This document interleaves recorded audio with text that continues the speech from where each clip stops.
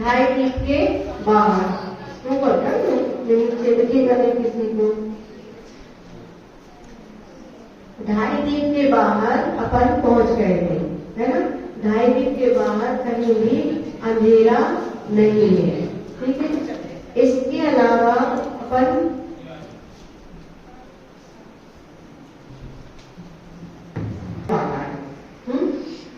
2.5 feet के बाहर कितने असंख्यात सूर्य चले हुए हैं, उनका प्रकाश सूर्य में है, कहीं पर अंधेरा नहीं है। इसके अलावा 2.5 फीट में सिर्फ 2 समुद्र, लास्ट के शंकुरोमण समुद्र के जल में ही जीव होते हैं, बाकी के किसी भी समुद्र में जीव नहीं होते। इतना तो अपना अभी क्लियर हुआ है। अब यहाँ से 2.5 फीट में 2 समुद्र तो अपने हो गए, है ना, कालो नदी और लवण समुद्र हो गए। इसके अलावा ऐसे जब 9वें नंबर का समुद्र आता है, कौन से नंबर का, उसका नाम है अरुणवर्त समुद्र। क्या नाम है, समझ लो कि हमारा कहीं अरुणवर्त समुद्र है, कहीं 9वें नंबर का। और अरुणवर्त समुद्र नाम याद कर लो। 9वें नंबर का समुद्र कौन सा है, अरुण अरुण नाम लेता है, अरुण समुद्र। हाँ, अरुण नाम का ऐसा, ठीक है। उस अरुणवर्त समुद्र से लेके उसी समुद्र में से लेकर जब 5वां स्वर कौन सा है, ब्रह्मलोक, है ना, 5वां ब्रह्मलोक स्वर्ग है, वहां तक अंधेरे की 8 पंक्तियां। अंधेरा, इतना अंधेरा, ऐसा मतलब इतने सघन में अंधेरा, इतना सघन अंधेरा, इतना सघन अंधेरा जिसकी आप कल्पना नहीं कर सकते।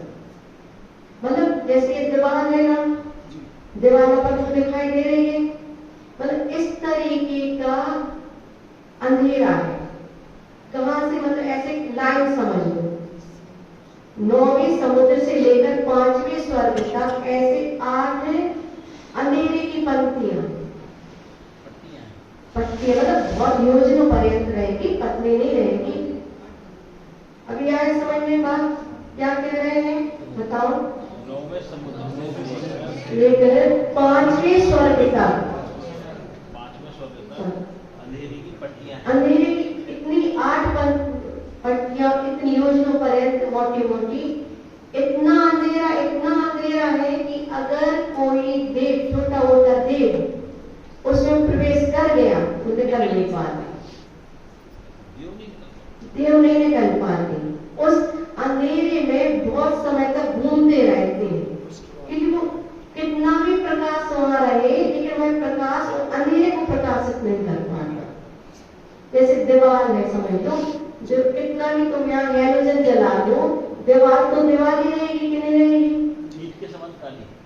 हाँ, ईंट के समान इतना तीव्र काला रहता है कि उसमें छोटे मोटे देव रहते वह भटक जाते हैं और बहुत समय तक उसी अंधेरे में रास्ता ही नहीं मिलता कि हम निकले कहां से,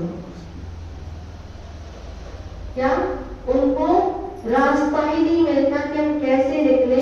तो जब वहां से कोई बड़े रीतिधारी देव निकलते हैं, वो उनको बाहर निकालते क्योंकि उनकी रीति है कि उनका प्रकाश ज्यादा रहता है। वो देव अगर वहां से निकलते तो उनके माध्यम से जो छोटे देव वही निकल पाते। देखो अपन जिससे कितना बड़ा कोई होगा, अगर किसी को आप लोग कोई कमरे में बंद कर दे तो कैसा लगेगा, कमरे में कोई बंद कर दे तुम निकल ना पाओ तो कैसा लगेगा। चलो एक आध दिन मोबाइल चला के खुश हो जाओ, सुन के खुश हो जाओगे, ठीक है। उसके बाद 1 दिन 2 दिन, कितने दिन क्या क्या देखो, बाहर तो जाने की इच्छा होगी कि नहीं होगी। तो वह जब देव वहां से निकलते और अंधेरे में अगर प्रवेश कर गए वह निकल नहीं पाते हैं, जब कोई बड़ा रीतिधारी देव वहां से गुजरेगा तब उसकी सहायता से वह बाहर निकलेगी। तो देवों को कितना बड़ा एक प्रकार से दुख हुआ कि नहीं, जो मानसिक दुख हुआ कि नहीं। अब वही भटक रहे, कोई ऐसे दरवाजा बंद कर दिया जाए और पूरा अंधेरा हो तो कहां से निकले, बेचैन होगा कि नहीं इंसान। ऐसे वहां देवों को कितना दुख होता होगा वहां भटकते भटकते, लेकिन वे निकल नहीं पाते। मतलब एक नया विषय था। और इस अंधेरे की जो पट्टी है जो बीचों बीच, वहां पर लौकांतिक देव रहते हैं। अपन कहते पांचवें स्वर्ग के अंत में लौकांतिक देव है, उसी स्थान पर लौकांतिक देवों का वास। अंधेरे में नहीं, नेट तो बुझेले में, लेकिन उन्हीं अंधेरे के बाद अंधेरे के बीच बीच में गैप है, वहां पर इस साइड उस साइड लौकांतिक देवों का वास। बीच में तो लौकांतिक देवों के विमान भी है। हाँ, पट्टी मतलब एक पट्टी पर बहुत सारा योजनों का गैप, फिर दूसरी पट्टी से 8 पट्टियां हैं। किस चीज की? अंधेरे की। आज तक सब पट्टियां पड़ी, लेकिन अंधेरे की पट्टियां नहीं पड़ी होंगी ऐसे। अब बताओ कहाँ पर है?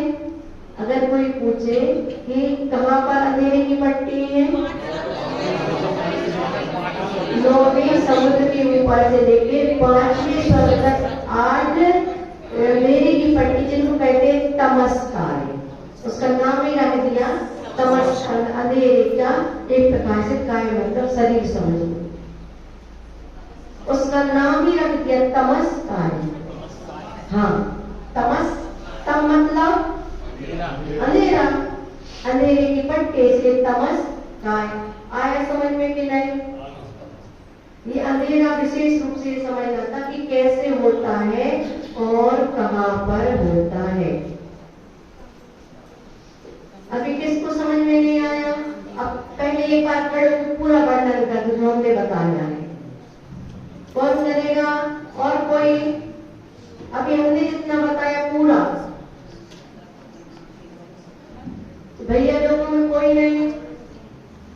दादाजी अभी आए, जैसे बताओ, आप ऐसा बता देते अभी आए। अच्छा सर, आप बताओ। हाँ, 9वें समुद्र से 5वें स्वर्ग तक हाँ, अंधेरे की 8 पट्टियां। हाँ, और इसको तमस्कार कहते हैं। हाँ, और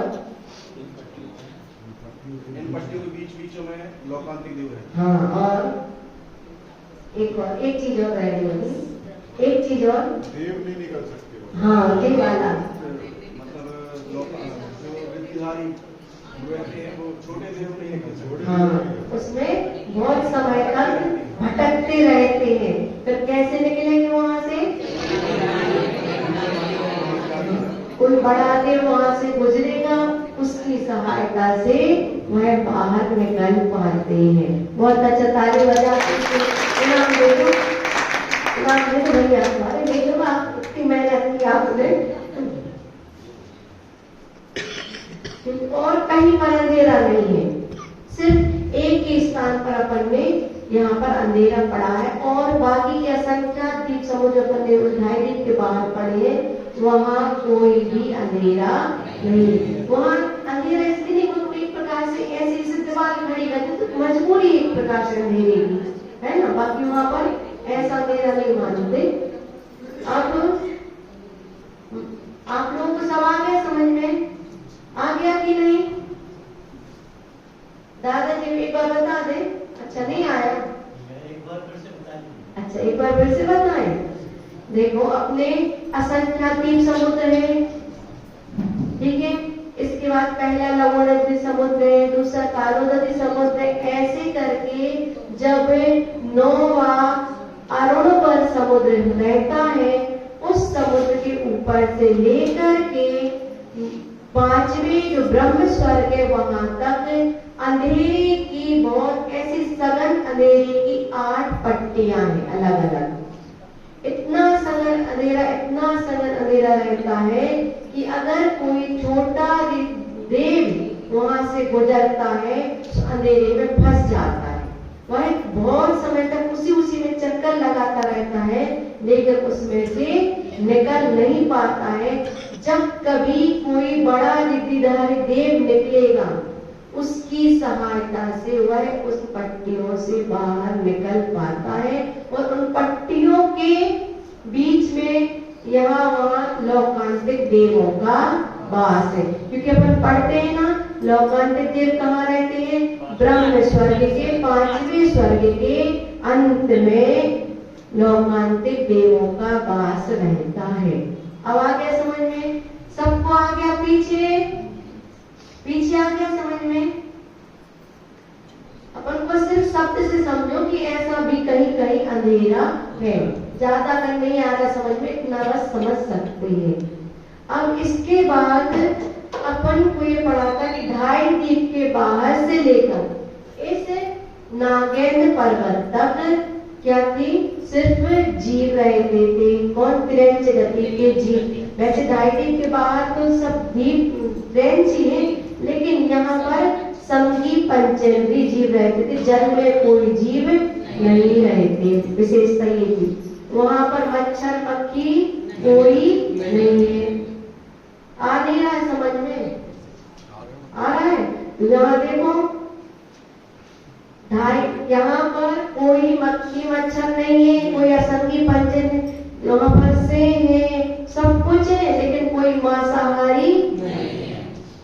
गाय और से एक साथ बैठा है, सर्प और नेवला एक साथ बैठे, लेकिन कोई एक दूसरे को परेशान नहीं करती। ये विशेषता, क्योंकि वहाँ जैसे भोग भूमि रहती है, जगह में भोग भूमि जैसी व्यवस्था है, इसलिए वहाँ कोई एक दूसरे को परेशान नहीं करते हैं। तो कौन सी भोग भूमि कहलाती है? जगन्य भोग भूमि। ठीक है। अब इसके पश्चात ये नागेंद्र पर्वत है ना, यहाँ पर आधा द्वीप और इस समुद्र में यहाँ पर क्या है? यहाँ पर जैसे अपने यहाँ है व्यवस्था। अच्छा, अपने यहाँ क्या क्या है ये बताओ? अपने यहाँ त्रिंच सब प्रकार की है कि नहीं? जल में भी मगरमच्छ है? अपने यहाँ कछुआ भी है, छिपकली भी है, सब है अपने यहाँ। और मच्छर है, मक्खी है। ऐसे ही इतने स्थान में इस आधे द्वीप और इस समुद्र में अपने यहाँ जैसे सब कुछ है।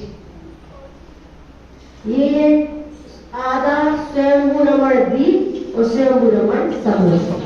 यहाँ पर सदैव, यहाँ पर कौन सा काल चल रहा है अभी? हमेशा 5वां काल लगा रहेगा। हाँ, अपन को ये समझना है कि यहाँ इतना, अपन पहले ही पढ़ा था कि ये वाला समुद्र कितना बड़ा है। अच्छा, कोई हाथ उठा के बताओ, ये वाला समुद्र कितना बड़ा है? हाँ हाँ हाँ, खड़े होकर बता दो। बहुत अच्छा।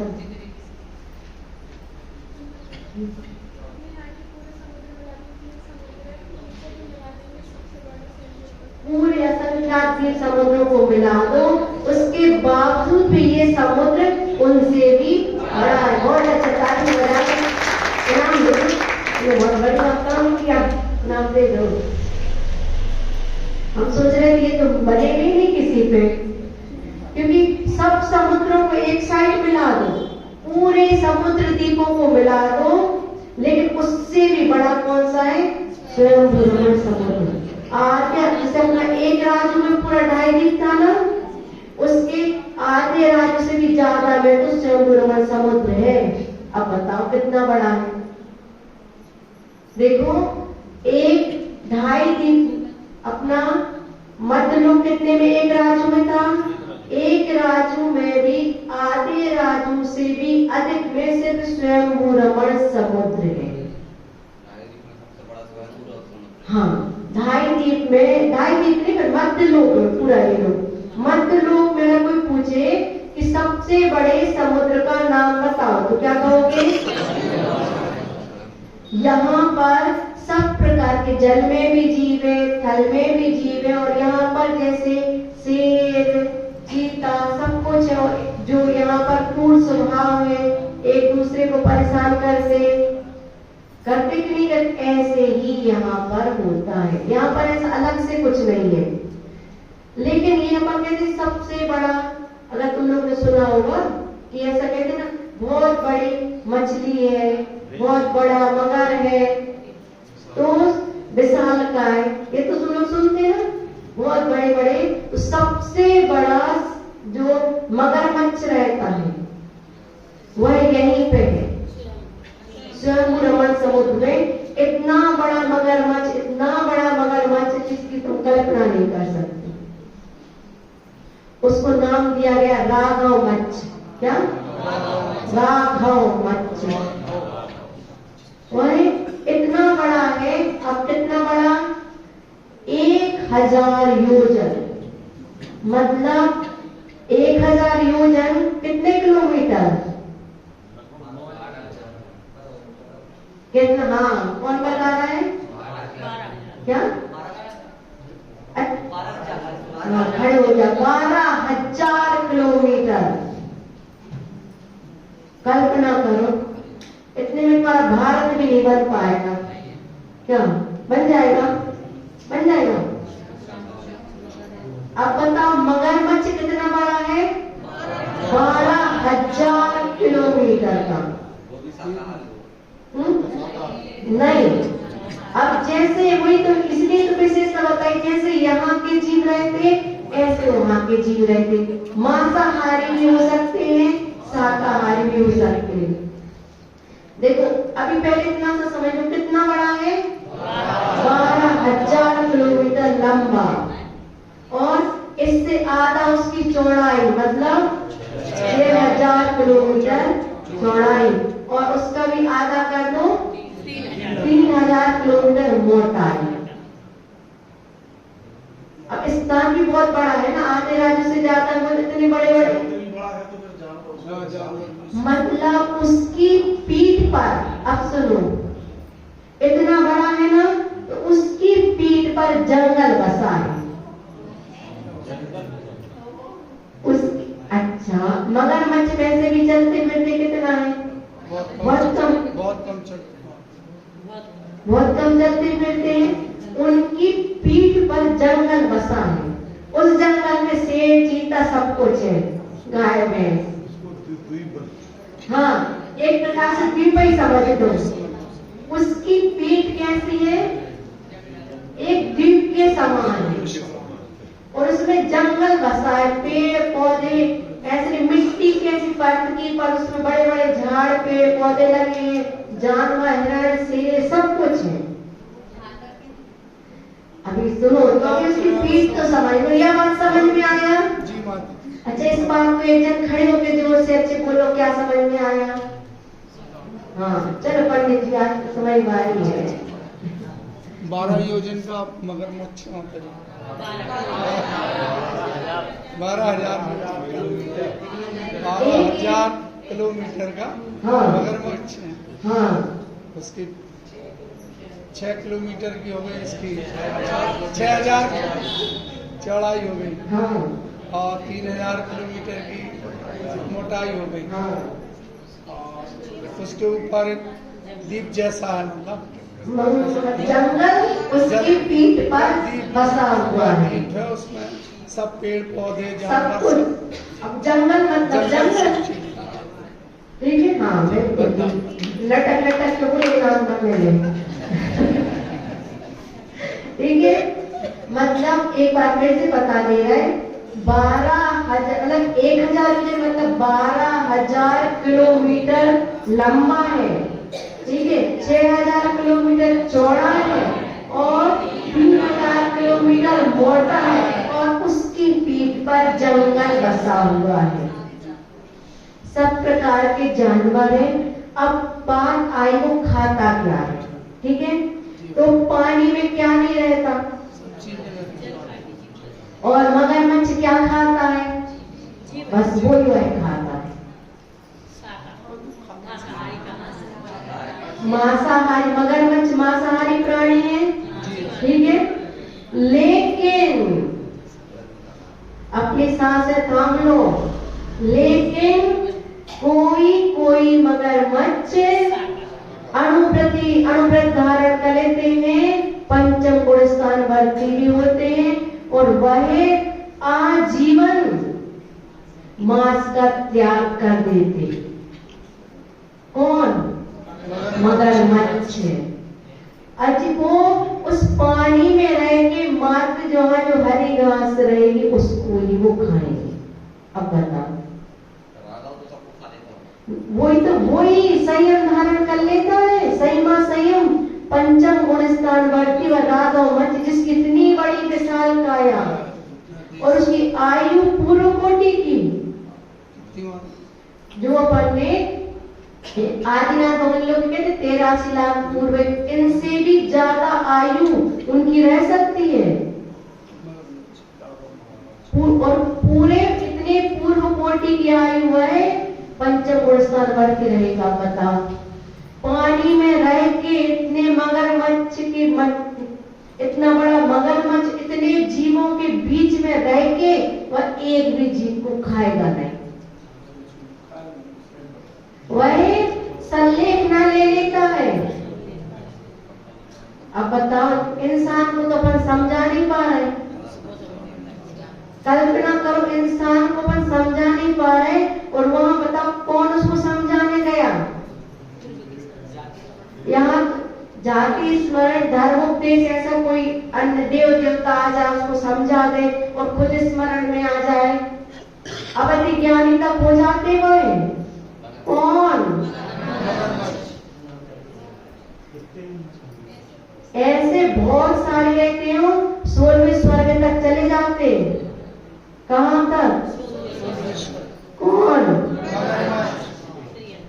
और जब मुंह फाड़ के सोता है ना, मुंह फाड़ के जब मगरमच्छ सोता है, जैसे ट्रेन में जैसे कोई आता जाता उसके मुंह फाड़ के सोया तो कितने जीव आ रहे, घुस रहे, आ रहे, निकल रहे, आ रहे और जा रहे। ऐसा क्योंकि मगरमच्छ मुंह फाड़ के सोता कि नहीं? तो इतने जीव। अब और आगे की बात सुनो। अब उसके आंख के मैल में, किसके? आंख के मैल में, वो कहीं कहीं आता है कान के मैल, क्योंकि सभी मैल में जीव रहते। इतना सा चावल के बराबर, कितना? चावल के बराबर एक मच्छ होता है। उसको तंदुल मच्छ या सिक्त मच्छ कहते हैं। तंदुल मतलब चावल, सिक्त मतलब चावल। मच्छ कितना छोटा? वह देखता है, देखो ये तो अपो सो रहा है और उसके मुंह से आ रहा है, जा रहा है। वो चावल के बराबर वो मच्छ देखता है, देखो इसके मुंह पे इतने आ रहे हैं, जा रहे हैं। हम होते तो एक को छोड़ दे। अब बताओ, उसको खाना है क्या? नहीं खाना। अगर उसको दे भी दे क्या उसकी सामर्थ्य है? नहीं, छोटा सा। इतना सा चावल का दाने बराबर मत्स्य क्या सोच रहा है? अगर ये मेरे मुंह में आते जाते तो मैं एक को नहीं छोड़ता। और वह चावल के बराबर मत ऐसे वहां उसकी कहां आंख के मैल में बैठा हुआ। क्या बहुत सारे जीव रहते, असंख्यात जीव है वहां, एक दो नहीं है। तो अब जैसे यहाँ पर कितने मनुष्य हैं तुम्हारे लखनऊ जोन में? बहुत सारे हैं।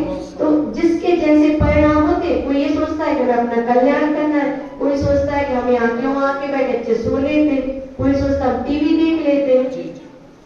तो ऐसे ही वहां पर कोई मत अच्छे भाव भी कर लेता है, कोई बुरे भाव भी कर लेता है।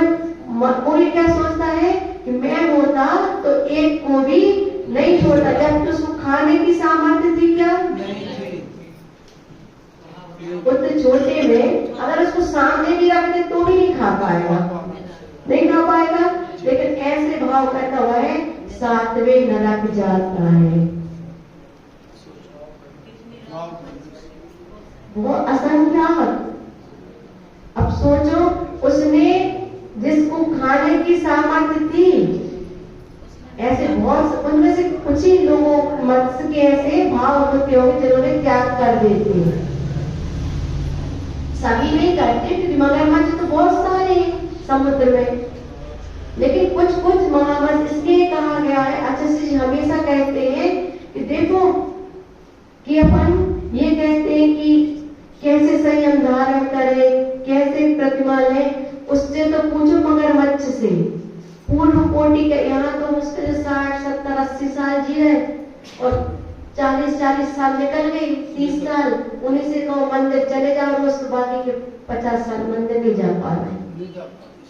अभिषेक कर लो, बच्ची कितनी 20 साल, लेकिन वो 20 साल नहीं, और वह मगरमच्छ पूर्व कोटि की आयु तक उसका संयम बना रहा, पंचम गुण स्थान मगरमच्छ का। और वह किसी भी जीव को कहते इतना हिंसाकारी जीव, और वह त्याग कर देता है, 16वें स्वर्ग जा सकता है। और जो नहीं करते हैं वह तो नरक जाते ही हैं। इतना सा तंदुल मक्ष जो नहीं खा पी रहा है वह 7वें नरक चला जाता है।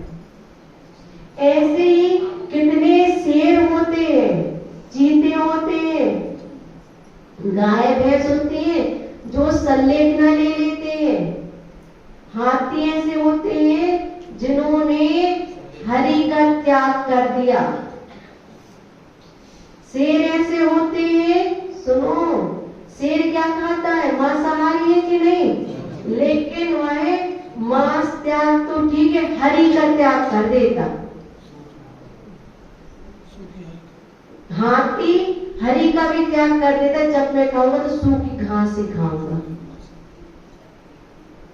ऐसे करके संलेखना ले लेते, जानवर भी संलेखना लेते हैं और बाकी के जानवर उसकी सहायता करते हैं। कैसे करते हैं सहायता? और माता जी जानवर को संबोधन कैसे किया जाता होगा जब संलेखना लेते हैं? जानवर भी इनको अपने पहले का भी हो जाता है और एक समझ आ जाती है कि हमें ये करना है। जैसे गाय भैंस सब समझदार होती है, यहाँ तक कि कितनी गायें भी ब्रह्मचारी व्रत ले लेती हैं। मनुष्यों से कहो तो वो तो नहीं ले पाते, लेकिन गायें ब्रह्मचारी व्रत ले लेती हैं। सुन लिए उन्हें, देखो पूर्वों का भी याद आ जाता है, और अगर कोई देवलोक भी उनको जाके समझा देते हैं वो भी समझ में आ जाता है। देखो त्रियंच भी अवधि ज्ञानी हो सकते हैं, सम्यक दर्शन प्राप्त कर लेते हैं। वह भी अपन कहो भैया तुम लोग विपत्ति पे सच्चे देव शास्त्रों को ध्यान करना, बहुत अलाली आ रही है ना। देखो त्रियंचों की तरक्की पे है, अपन मनुष्य की तरक्की नहीं सुन पा रहे है ना। देखो क्या कह रहे थे, वो भी सम्यक दर्शन प्राप्त कर लेते हैं, वो भी ब्रह्मचारी व्रत ले लेते हैं। एक गाय ने ब्रह्मचारी व्रत ले लिया तो उसका जो मालिक था बार बार उसको भेजाता जंगल में, लेकिन उसने ब्रह्मचारी व्रत ले लिया कि मैं अब किसी के साथ भोग नहीं करूंगी, और वह उसको मारता उसका मालिक। तो उसने एक बार स्वप्न दिया कि मैंने ब्रह्मचारी व्रत लिया है, मुझे तुम बाहर मत छोड़ा करो। एक बार दिया, 2 बार स्वप्न दिया उस मालिक को, 3 बार दिया, लेकिन मालिक नहीं माना तो उसने कुएं में कूद के आत्महत्या कर ली गाय ने, क्योंकि उसने ब्रह्मचारी व्रत लिया। उसको अपने, क्योंकि मनुष्य भी त्रियंच अपनी रक्षा कैसे करे, और वहां पर हर प्रकार के जीव हैं और समाधि लेते हैं, तो बाकी के त्रियंच उसकी सहायता करते हैं। अब उसने हरी घास का त्याग कर दिया, जीवों को खाने का नहीं कह रहे, हरी घास तक नहीं खाएंगे तो बाकी के जानवर अपने मुंह में सूखी सूखी घास ला के उसको डालते हैं। ऐसे उनकी समाधि एक दूसरे के जो ले लेते हैं करवाते हैं। यहाँ मनुष्य में इतनी मानवता नहीं रही करवा दे, लेकिन त्रियंच भी एक दूसरे के लिए समाधि करते हैं, करवाते हैं और स्वर्गों की सीटें मनुष्य को सीमित है त्रियंचों को ही भरना। और ये जितने ये भोगभूमि के जीव होते हैं ना, जैसे यहाँ जगन भोगभूमि के पन्ने बताए, जगन भोगभूमि कहाँ है अपनी, कहाँ बता दी, 2.5 मील के बाहर से लेकर नाने तक वहां के सभी जीव जितने भोगभूमि की जो नियम से देव पर्याय नहीं जाते, तो वह अगर सम्यक दृष्टि रहते हैं, सम्यक दर्शन, वो भी सम्यक दर्शन प्राप्त कर सकते, तो पहले दूसरे स्वर्ग में जाएंगे। और अगर मिथ्या दृष्टि है तो भवनत्र भवनवासी भयंकर ज्योतिष बन जाएंगे। लेकिन भूभूमि के जीव कभी हिंसा नहीं करते, कसाय उनकी मंद कसाय रहती, कसाय नहीं करते तीव्र, इसलिए वह नियम से देव पर्याय नहीं जाते। मनुष्य तो नरकों में भी जा सकते, सब जगह जा सकते, लेकिन वह भूभूमि के तिरंचों चाहे मनुष्य नियम से कहाँ जाते हैं, देव ही बनते हैं। इतना भी समझ में आ गया। अच्छा एक बात रिपीट कर दो, कठिन लग रहा होगा। आज का तो इतना इंटरेस्टिंग भी था कि देखो त्रियंच भी अपनी कैसे कल्याण कर लेते हैं, कैसे प्रतिमाधारी हो जाते हैं। अब ये मनुष्य बहुत समझदार है। एक बार आचार्य जी ने कहा कि त्रियंच भी पंचम वर्षार्थी होते हैं, तो खड़े हो गए श्रावक, मारा आचार्य जी त्रियंच कैसे पानी छान के पीते होंगे क्योंकि आप कह रहे हैं प्रतिमाधारी होते हैं, तो त्रियंच जैसे प्रतिमाधारी पानी छान के पीते, त्रियंच कैसे पानी छान के पीते हैं, का मनुष्य की यही खासियत है, दिमाग बस लगाना चाहिए। तो वो ये नहीं, प्रतिमाधारी होते हैं, झरने का झरता हुआ पानी पीते हैं, रुका हुआ पानी नहीं पी के झरता हुआ पानी पीते, क्योंकि झरते हुए पानी को एक प्रकार से प्राकृतिक रूप में माना गया है। ठीक है, आए समझ में? अच्छा किसको आया समझ में, एक बार बता दो। सबको ही आ गया? एक आया